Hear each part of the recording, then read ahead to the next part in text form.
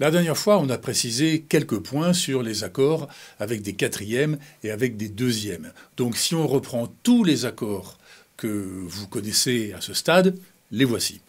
Bon, comme à chaque fois, je ne veux pas dire que vous devez les connaître tous sur le bout des doigts, mais que vous en connaissez quand même déjà un certain nombre parmi ceux que j'ai énumérés dans la dernière vidéo, et que surtout vous savez retrouver les autres.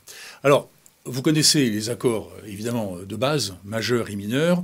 Vous savez qu'on les nommera désormais avec la notation anglo-saxonne A, B, C, D, E, F, pour ne pas les confondre avec les notes que l'on continuera à appeler Do, Ré, Mi, Fa, Sol, La, Si. Vous connaissez les accords deuxièmes et comment les fabriquer. Vous devriez savoir ça par cœur maintenant. Vous connaissez aussi les accords de quatrième, pardon. Et les accords sixièmes, attention, eux, par contre, ils peuvent être majeurs ou mineurs, puisqu'ils gardent la tierce, contrairement aux accords deuxième et quatrième qui n'ont plus leur tierce. Et si vous vous demandez pourquoi et de quoi je parle, ben c'est que vous avez loupé un truc dans une vidéo passée, un truc très important. À ce stade, je ne vais pas revenir en arrière pour ceux qui n'ont pas suivi la chronologie de ces vidéos. Et si vous avez bien fait votre taf, comme je l'ai expliqué souvent, avec une bonne piqûre de rappel dans la vidéo numéro 28, que je vous conseille vivement de regarder si vous ne l'avez pas encore fait, et que vous ne vous souvenez plus, ça peut arriver, eh bien, l'explication est forcément notée dans votre cahier que vous avez toujours avec vous. Comme moi, mais, sauf que là, je ne l'ai pas. Voilà, bon, faites ce que je vous dis, ne faites pas ce que je fais. Les accords septièmes, vous connaissez aussi les accords septièmes et leur spécificité particulière avec cette septième qui peut être soit majeure, soit mineure. Les accords huitièmes, bon, on ne l'appelle pas vraiment comme ça, un accord huitième, c'est un peu idiot, puisque la huitième, c'est la fondamentale, une octave au-dessus. Par exemple, Do, Mi, Sol, voilà, c'est un C majeur. Ben, la huitième, c'est je rajoute un Do là-haut. Do, Mi, Sol, Do. Quand je parle de C8, c'est simplement que je vous suggère de jouer votre accord de C majeur avec 4 notes au lieu de 3, en y ajoutant une fondamentale. On a déjà parlé de ça, on n'y revient pas. Voilà pour les accords que vous connaissez à présent, ça fait déjà un sacré paquet, hein. Mais il y en a d'autres, des accords. Oui, il y en a encore d'autres, mais beaucoup moins utilisés. Alors rassurez-vous, on ne va ni les apprendre, ni même apprendre à les fabriquer, comme on l'a fait jusqu'à maintenant de façon exhaustive avec ceux que je viens d'énumérer. Mais si vous tombez sur l'un d'eux sur une partition, je ne voudrais pas que vous vous retrouviez face à un drôle d'accord, mais qu'est-ce que c'est que ce truc-là? Stéphane, il a fait l'impasse là-dessus. Non. Je vais vous montrer comment trouver très facilement de quoi ces accords un peu tarabiscotés et bizarres, de quoi ils sont faits. Ensuite, dans un deuxième temps, on parlera de tout à fait autre chose, la structure d'une chanson, et on prendra pour exemple notre chanson fétiche Always Remember Us This Way de Lady Gaga, puisque c'est cette chanson qu'on va finir d'étudier. Après ça, dans une autre vidéo, on décryptera encore une, peut-être encore deux autres chansons. Et là, vous pourrez commencer à être autonome et trouver d'autres partitions par vous-même, comme on a fait dans la dernière vidéo. Vous saurez comment décoder ce que la partition a à vous apporter et vous saurez ce qu'il faut faire pour vous l'approprier. Vous savez déjà faire ce travail déjà pas mal, mais quand on l'aura fait encore 2 ou 3 fois ensemble, vous y arriverez encore mieux. On y va.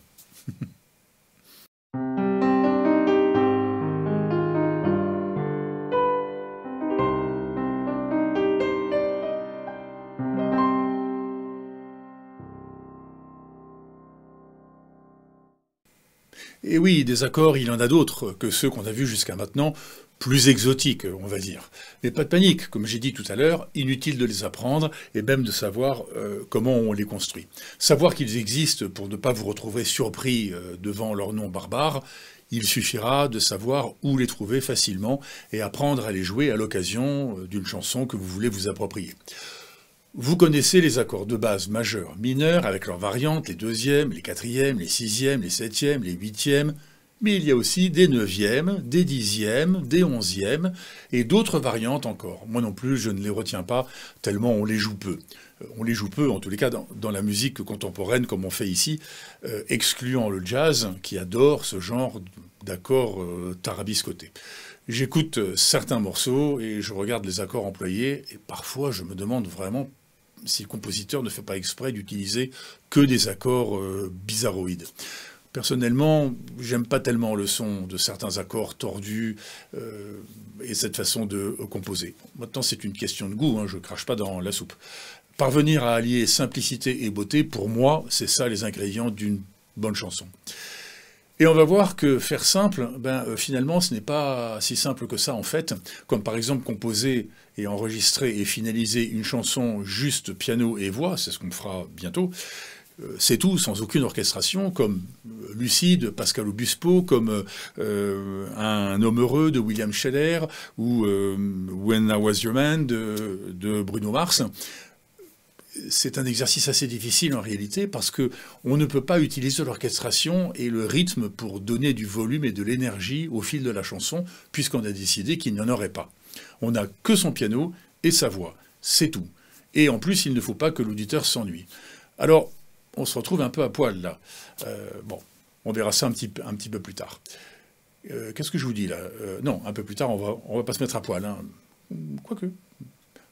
Non, bon, restons concentrés. Plus tard, on va voir comment on meuble une chanson avec juste le piano et la voix.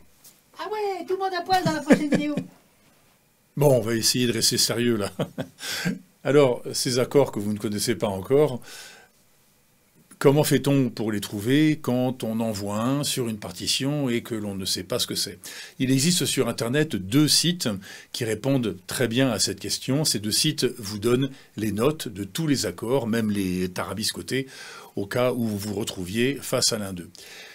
Les 2 sites sont en anglais. Mais bon, si votre niveau d'anglais est faible, c'est pas grave, vous allez très vite comprendre comment ça fonctionne, puisque vous connaissez désormais la notation anglo-saxonne. Je vous mets leurs liens dans la description ci-dessous. Gardez leurs adresses précieusement afin de pouvoir y revenir rapidement en cas de besoin. Il y en a d'autres, des sites comme ça qui remplissent la même fonction. Je vous laisse aller en trouver si ça vous fait plaisir, mais ces 2-là satisfont parfaitement nos besoins. Le premier site que je vous propose s'appelle www.pianochord.org. Alors ce site est bien pratique parce que vous lui donnez un accord que vous ne connaissez peut-être pas, et lui va vous dire de quelle note il est composé. Alors pour le tester et pour faire simple, on va prendre un accord de Do. Donc un accord de Do, ça sera un accord de C en anglais. Voilà. Et on va prendre un accord, bon, pas trop simple non plus, voilà, on va prendre celui-ci. Voilà. C, petit m, grand M, 7. Voilà, d'ailleurs, c'est un très bon exemple. Vous voyez d'ailleurs que nous, on ne l'a pas noté comme ça dans les vidéos. On est français, donc on l'a noté C, petit m, 7, grand M. Ça veut dire que c'est un Do, c'est un accord de Do mineur, de C mineur, avec une 7e majeure. Mais en anglais, on le dit C minor, major, 7th, alors qu'en français, on dit un C mineur, 7e majeur. Donc en français, on aura plutôt tendance à l'écrire C petit m, 7 grand M.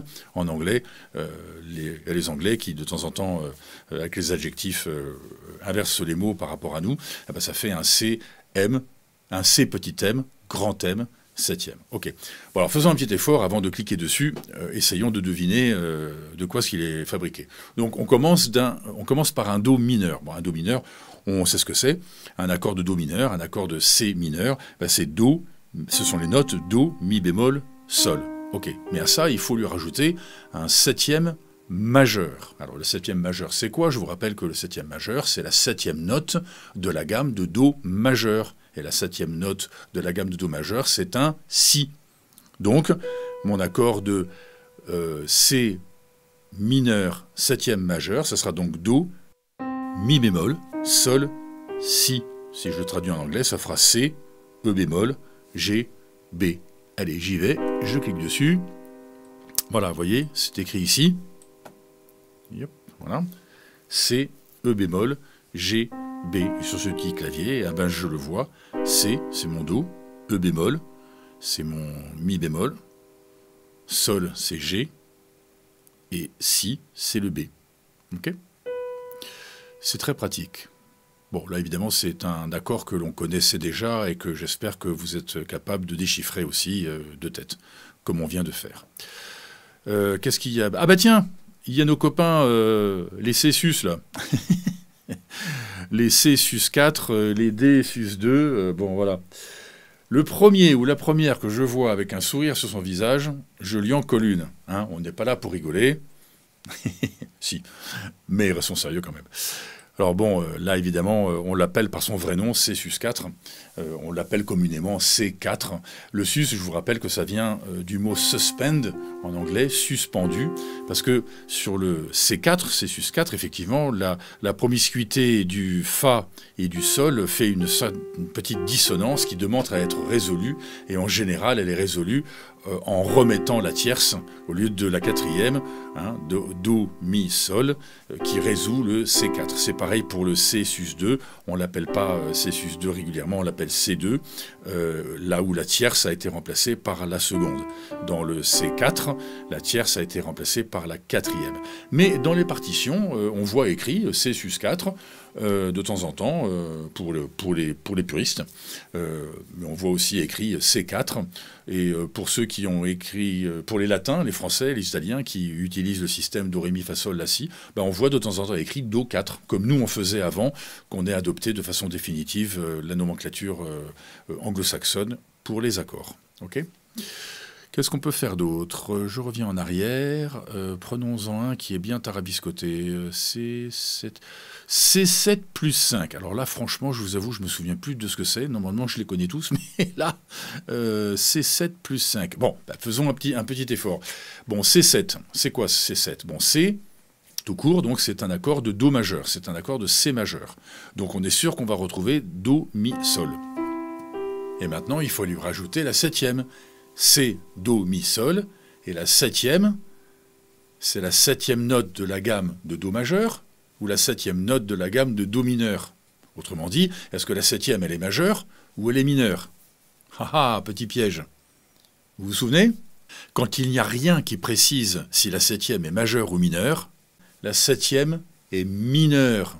Par défaut, une septième, c'est toujours mineur. Alors que par défaut, un accord, s'il n'y a rien d'écrit à côté, mineur ou majeur, un accord, il est majeur. Ah ben, une septième, c'est le contraire. S'il n'y a rien écrit, la septième, elle est mineure.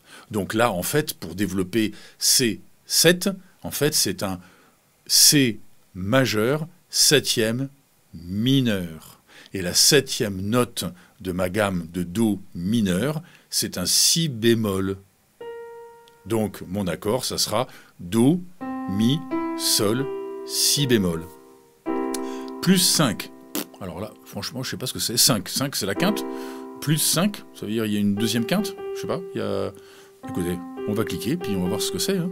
La quinte, il y a quelque chose qui lui est arrivé, je pense. Eh ben oui, voilà. D'accord. Alors donc, on avait dit que c'était un C7. Donc un C7, c'est quoi? Eh ben, c'est un Do, Mi, Sol, il n'y est pas. Et 7, c'est le Si bémol. Sauf que le Sol, il n'y est pas.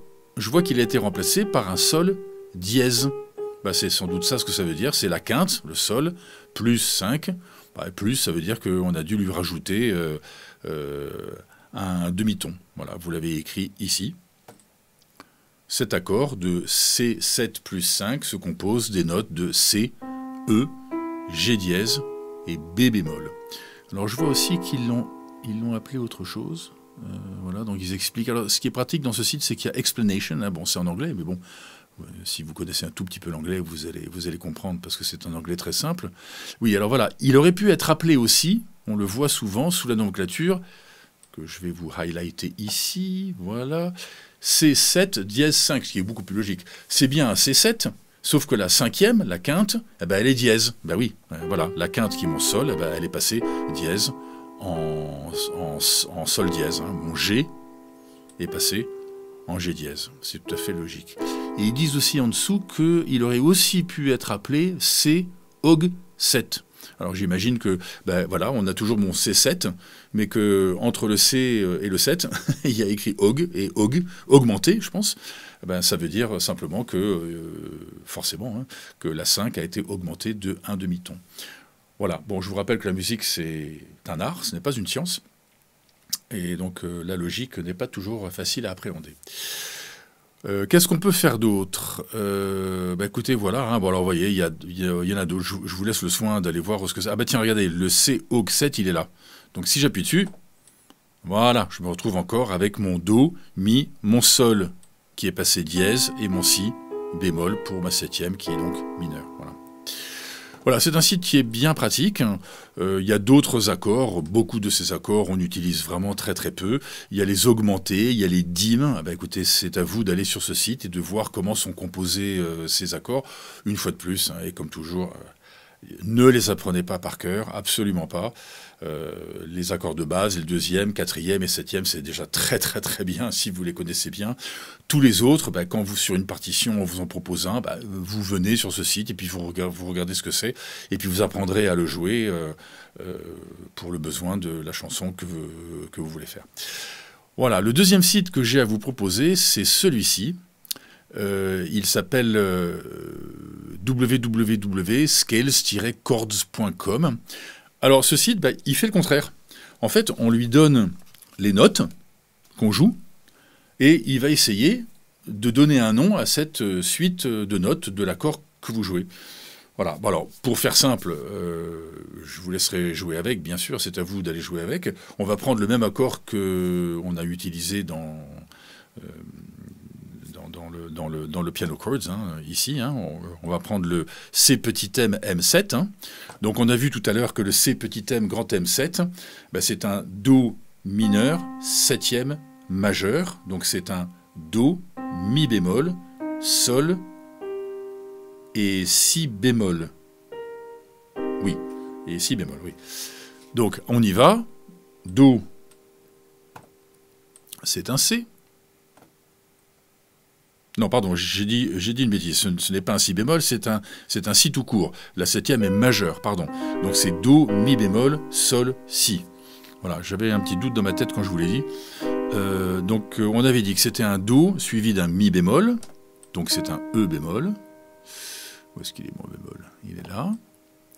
Suivi d'un Sol, c'est-à-dire un G en anglais. Et suivi donc d'un Si bémol, c'est-à-dire... un B, décidément, un Si, tout court, donc un B, voilà. Donc, attends, je vérifie parce que je me mélange un peu les pinceaux, là. C, E bémol, G et B. Sol, c'est bon, c'est ça. Identify chord, j'espère que je ne me suis pas planté, et je retombe sur mes pattes, c'est bon, vous voyez. Il me dit que, voilà, le résultat de ces quatre notes, hein, C, E bémol, G et B, eh ben, c'est un C mineur majeur septième. Notez comme en anglais, on peut noter les accords de différentes façons. Vous voyez, là c'est C, M et entre parenthèses majeur septième. Bon, on comprend très bien ce que ça veut dire. Et en dessous, eh ben, vous avez la position des doigts pour toutes les guitares possibles et imaginables, les banjos, les ukulélés, les violons, ce que vous voulez. Bon, nous, ce qui nous intéresse évidemment, c'est le piano. Et on retrouve bien ici C, E bémol, G et B. Voilà, ce sont deux sites qui sont bien pratiques, qui marchent un dans un sens et l'autre dans l'autre, pour pouvoir trouver facilement les accords dont on a besoin. On peut évidemment tous les renverser, ces accords, comme tous les autres accords d'ailleurs, pour regrouper son jeu si on veut, faire des transitions, etc. On en a déjà parlé, et on en reparlera encore et encore, parce que à chaque fois que vous allez apprendre une nouvelle chanson ou un nouveau morceau, la question de lier les accords entre eux se posera toujours. On l'a fait avec Always Remember Us This Way, on ira jusqu'au bout à le faire d'ailleurs, et on va le refaire sur d'autres chansons. Passons maintenant à un tout autre sujet, la structure d'une chanson. C'est comment les couplets, les refrains et les autres wagons de la chanson sont accrochés les uns à la suite des autres. Tout d'abord, regardons les wagons que l'on peut trouver dans une chanson. La chanson est un train. Et les wagons sont les parties de la chanson que l'on a accrochées, enfin que le compositeur a accrochées à la queue leu-leu du début de la chanson à la fin. Tout d'abord, il y a une intro, comme dans Lucie par exemple, que je prends souvent comme exemple.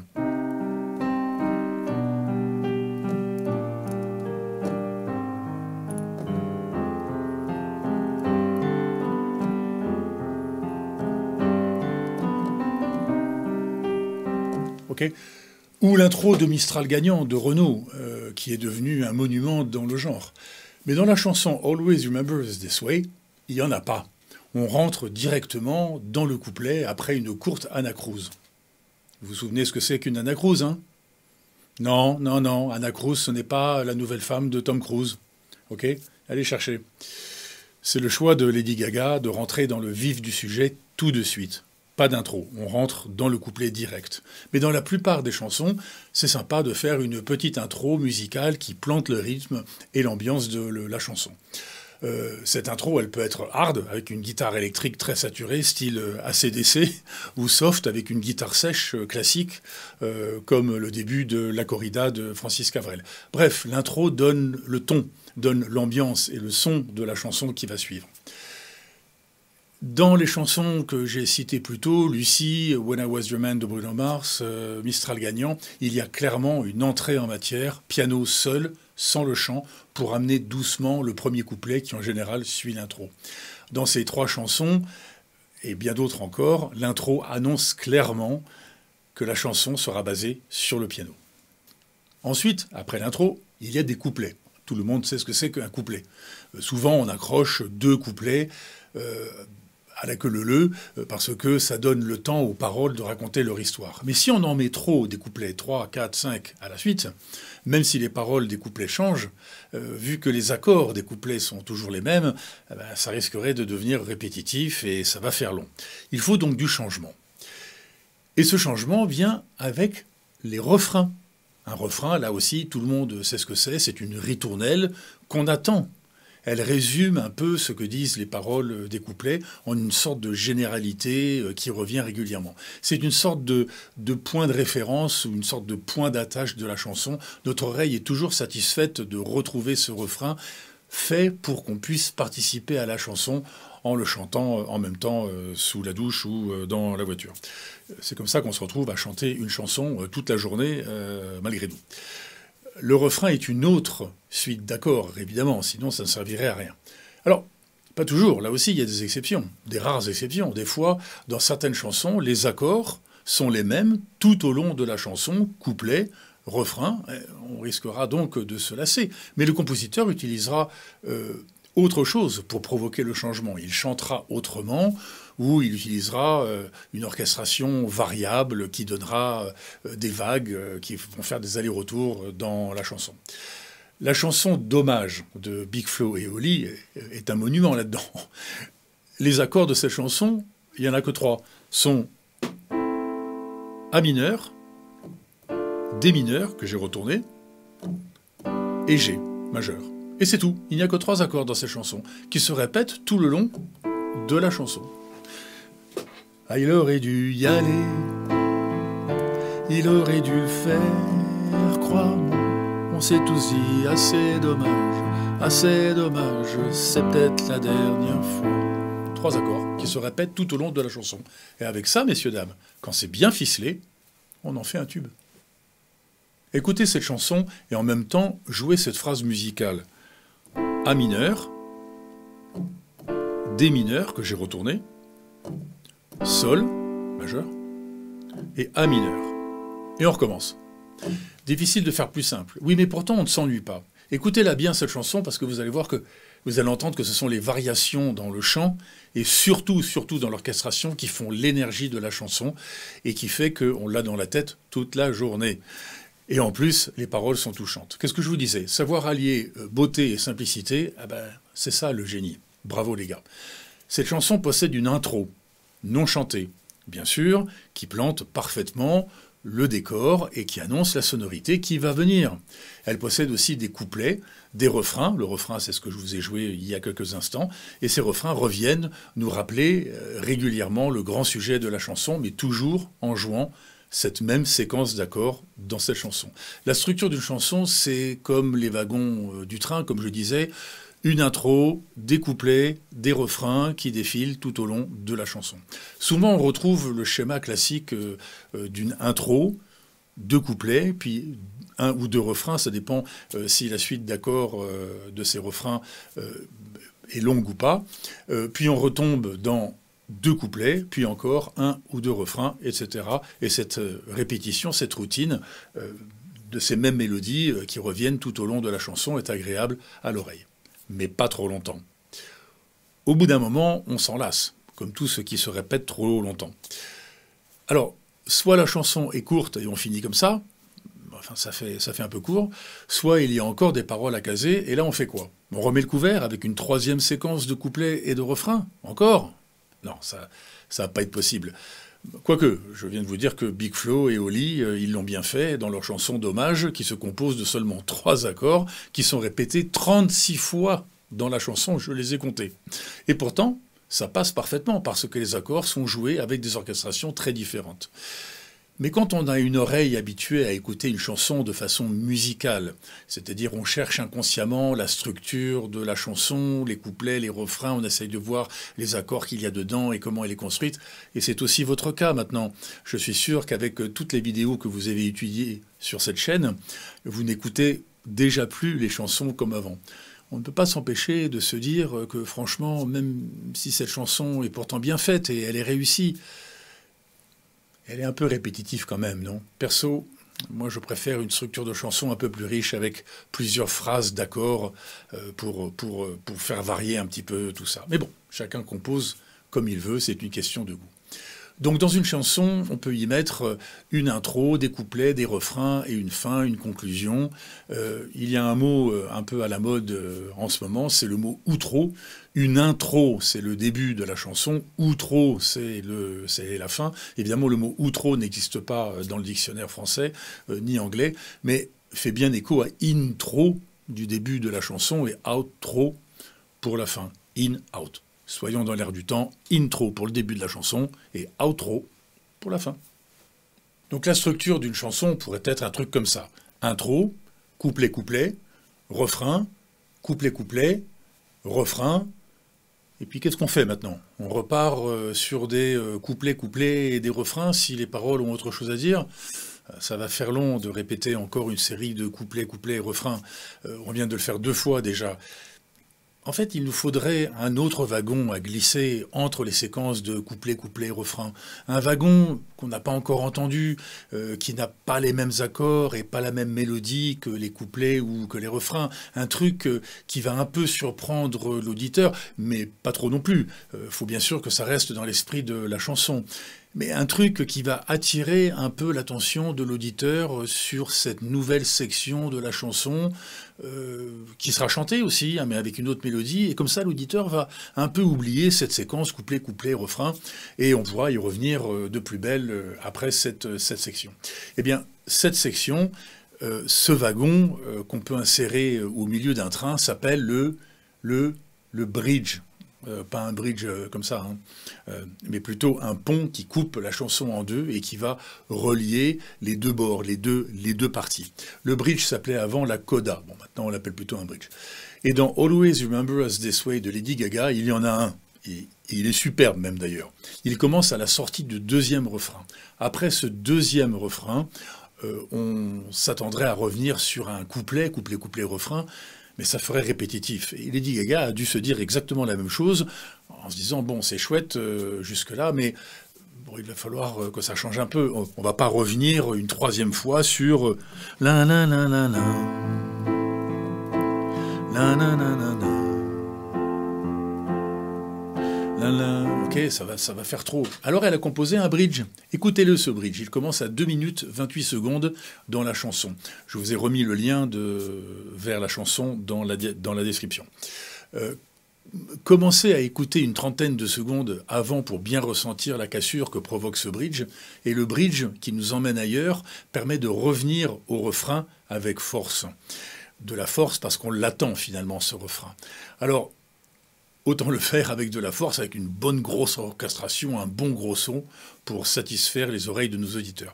La musique, c'est finalement une manipulation mentale. Et là, le refrain, malgré qu'on l'ait entendu plusieurs fois déjà dans la chanson, soudainement, il n'est plus du tout répétitif, et on est même très content de le retrouver. Écoutez bien ce bridge, comment il est articulé à un moment où, justement, on pourrait se dire sympa la chanson jusqu'à maintenant, mais bon, ça commence à faire un peu long, toujours la même chose. Écoutez comme ce bridge débouche de façon grandiose sur un nouveau refrain dont on a complètement oublié la répétitivité. Tout est prévu d'avance, surtout la structure. C'est ça composer une chanson. C'est de tenir son auditeur en haleine d'une façon ou d'une autre. Le bridge est là pour faire oublier les séquences de couplet-refrain et pour mieux y revenir après. Il y a encore un autre type de wagon que l'on peut mettre dans la structure d'une chanson, c'est le solo. Le solo, c'est une partie de la chanson où il n'y a pas de chant, mais où un piano, ou une guitare, ou une flûte, ou ce que vous voulez comme instrument de musique, reprend le chant, ou carrément part sur une autre mélodie, mais toujours sur une suite d'accords d'un couplet ou d'un refrain. Comme le bridge, le solo vous emmène encore une fois ailleurs, dans une séquence instrumentale, purement instrumentale, mais pas trop loin quand même. Le son change, parce que la mélodie n'est plus chantée par la voix, mais par l'instrument qui fait le solo, mais toujours sur une suite d'accords déjà entendus dans la chanson. En général, c'est un couplet ou alors un refrain. C'est ça la définition d'un solo.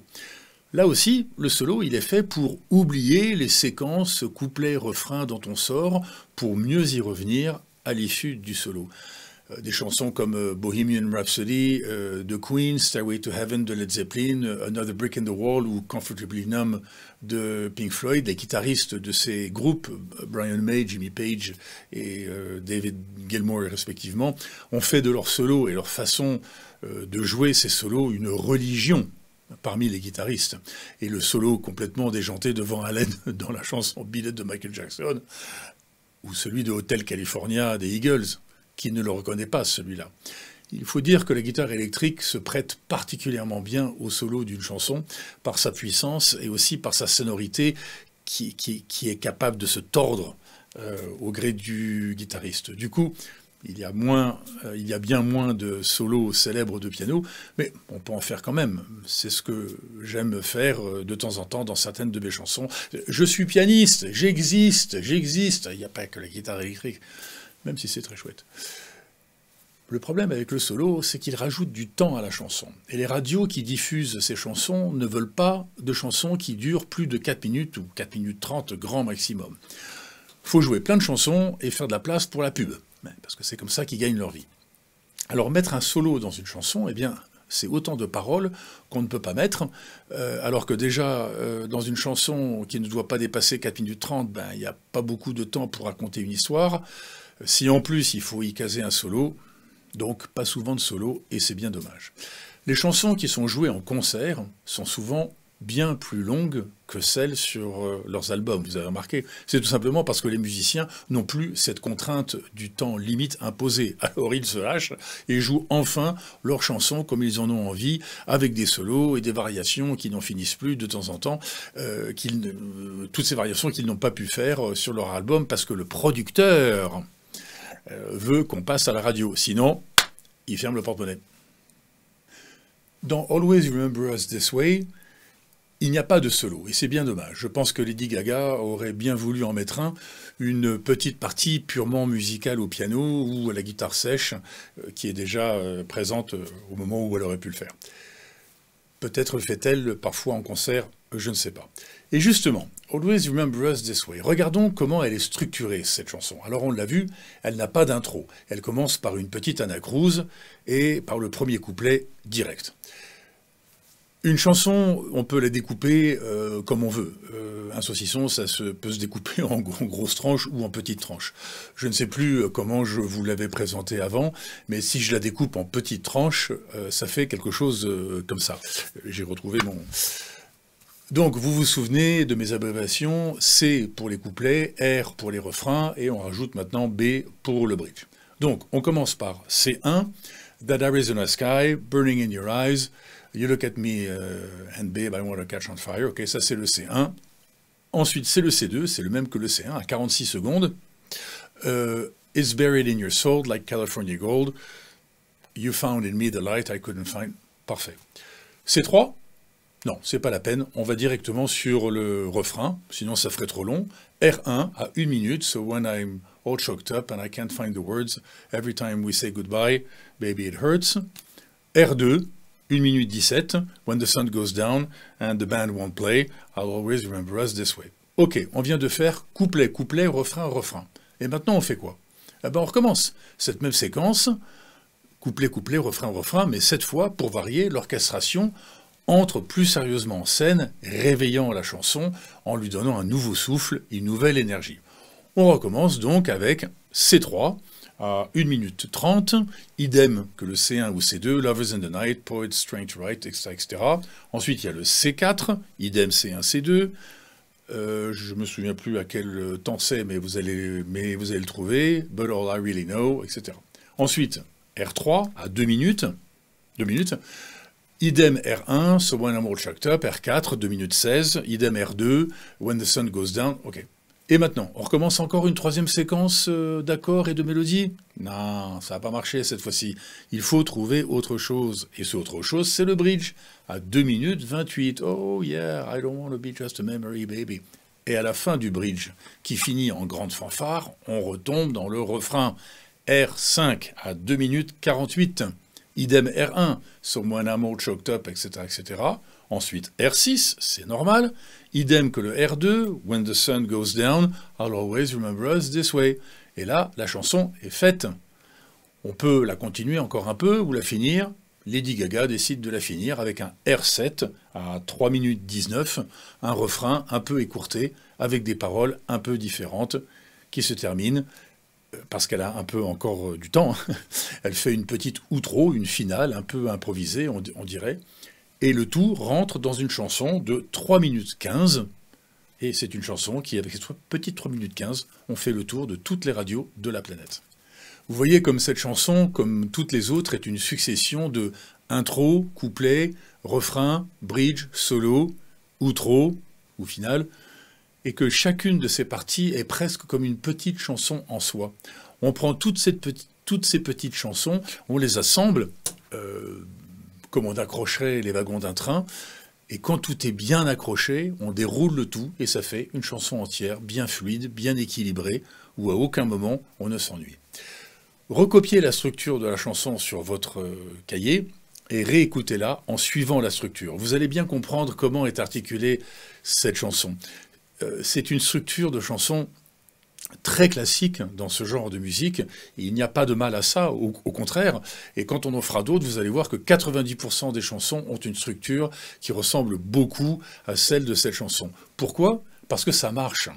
Souvenez-vous qu'on peut résumer la musique à une suite de répétitions et de variations. Et cette structure de chanson permet justement de se répéter de façon régulière, en y insérant des variations pour donner de l'énergie à tout ça. Cette chanson en est la preuve, tellement elle est banale, dans sa structure et dans sa suite d'accords, il n'y a rien d'extraordinaire dans tout ça, et pourtant, elle est très réussie, elle colle à l'oreille, elle est mélodieuse, elle sonne du feu de Dieu, elle va droit au cœur. Bref, c'est le parfait exemple de l'alliance de la beauté et de la simplicité. Vous avez vu l'importance d'une bonne structure de chanson. C'est pas bien compliqué, cette suite de wagons de intro, couplet-couplet, refrain-refrain, couplet-couplet, refrain-refrain, bridge, couplet-couplet, refrain-refrain, outro. Voilà une structure typique. Pas bien compliqué, mais fallait le savoir. Encore une recette secrète ou une formule magique, comme j'aime bien appeler ces techniques musicales. Et voilà surtout que quand vous faites ce travail d'autopsie d'une chanson comme on vient de faire, eh ben, vous vous fabriquez votre propre partition avec tous les repères dont vous avez besoin pour vous approprier une chanson que vous voulez jouer et chanter. Vous savez désormais vous constituez un classeur avec les partitions que vous vous faites au fil du temps pour pouvoir jouer les morceaux ou les chansons que vous voulez. Quand on m'a demandé de faire la partie piano de Always Remember Us This Way pour la jouer avec d'autres musiciens, je ne la connaissais même pas. Voilà, je vous ai montré ce que j'ai fait pour me l'approprier. J'ai étudié ces accords, j'ai renversé les accords, j'ai trouvé des transitions, j'ai mis des deuxièmes, des quatrièmes, des bascules, et j'ai étudié sa structure. J'ai noté tout ça tout propre sur une partition que je me suis faite moi-même pour pouvoir la jouer avec d'autres personnes qui, eux, savaient déjà la jouer. Sans doute qu'ils avaient fait ce travail à leur façon avant moi. Quelques jours plus tard, quand on s'est retrouvés pour la répéter, j'étais bien préparé avec ma petite partition perso et on l'a joué quasiment parfaitement du premier coup. J'aurais bien voulu finir Always Remember Us This Way en jouant avec vous le reste qu'on n'a pas encore abordé, c'est-à-dire du bridge jusqu'à la fin, mais on ne va pas avoir le temps dans cette vidéo. On le fera dans la prochaine, j'espère, et on en fera d'autres. Il fallait bien que je vous parle de structure de chanson avant de pouvoir la finir. D'ailleurs, pour vous y préparer, étudiez les accords du bridge, vous savez où les trouver, et la structure du bridge à la fin. Vous pouvez déjà écrire ce que vous savez déjà sur cette chanson, la structure, les paroles, les accords. Vous commencerez comme ça à vous fabriquer votre propre partition. Deuxième chose à faire pour la prochaine fois, prenez les chansons Lucie de Pascal Obispo et Un homme heureux de William Scheller, écoutez-les bien, identifiez les intros, couplets, refrains, bridge, etc. Faites comme on a fait, notez les temps auxquels telle ou telle partie commence et se termine. Par exemple, C3 à 1 minute 20, C4 à 1 minute 50, etc., etc. On verra ça ensemble la prochaine fois. Et normalement, on devrait avoir la même chose. Je vous ai mis les liens de ces deux chansons en description. Servez-vous-en pour que nos temps soient les mêmes. Continuez bien sûr votre demi-heure quotidienne habituelle, quelques gammes, dictées d'accords. Vous connaissez le programme. Voilà pour cette fois, on avance à grands pas. Comme d'habitude, n'allez pas trop vite. Maîtrisez bien cette vidéo avant d'aller à la prochaine, même si je la publie avant que vous ayez complètement fini avec celle-ci. Encore une fois, ce n'est pas parce que je publie une vidéo que c'est le signe pour vous qu'il faut vous y précipiter et vous y mettre. Non, finissez bien celle sur laquelle vous êtes d'abord. La nouvelle vidéo sera toujours là pour vous au moment où vous serez prêt. Je dis ça parce que je reçois régulièrement des messages d'abonnés fébriles qui me demandent à quand la prochaine vidéo. Je vous remercie de votre impatience et elle me touche beaucoup, mais d'abord les vidéos sont publiées quand elles sont prêtes et pas avant. Il ne s'agit pas de faire n'importe quoi et de laisser passer des erreurs qui pourraient vous perdre après. N'oubliez pas que tous les sujets sont séquentiels, c'est-à-dire qu'ils sont abordés à un moment précis où vous êtes sûr d'avoir le bagage nécessaire pour l'aborder. C'est assez difficile pour moi de bien m'organiser, de bien organiser ce fil conducteur sans rien oublier. Jusque-là, je ne me suis pas encore mélangé les pinceaux, mais c'est sûrement pas en me pressant pour satisfaire quelques impatients que je vais continuer à pouvoir vous garantir la linéarité de cette pédagogie. Et je m'inquiète un peu de ces impatients. Soit ils connaissent déjà pas mal tout ça et survolent les vidéos pour s'assurer qu'ils sont au niveau, et là, alors là, j'ai rien à dire, c'est parfait, tout va très bien pour eux. Soit ce sont des personnes qui ne vont pas jusqu'au bout de chaque vidéo, qui maîtrisent pas tout encore, et qui par impatience se précipitent sur la nouvelle vidéo dès qu'elle sort. Et là, je viens de vous rappeler ce que j'en pense, je ne vais pas vous bassiner encore avec ça. Alors faites bien attention à la catégorie de personnes dans laquelle vous vous percevez. Non, je suis rapide, je connais tout ça, c'est bien, donc je peux aller vite, ok. Ou je suis impatient et je vais trop vite. À vous de vous auto-juger. Comme d'habitude, assiduité, régularité, votre demi-heure quotidienne, humilité. Comme disait mon grand-père, on ne peut pas se réveiller intelligent tous les jours. Il faut accepter parfois de faire de la merde, pour appeler un chat un chat. Se résigner à sa médiocrité un jour ne veut pas dire qu'on est mauvais tous les jours. Mais ça fait prendre conscience qu'on n'est pas des Superman ou des Superwoman et qu'il faut savoir être patient. Alors, portez-vous bien, bon travail, namasté, et musicalement vôtre. Bye bye.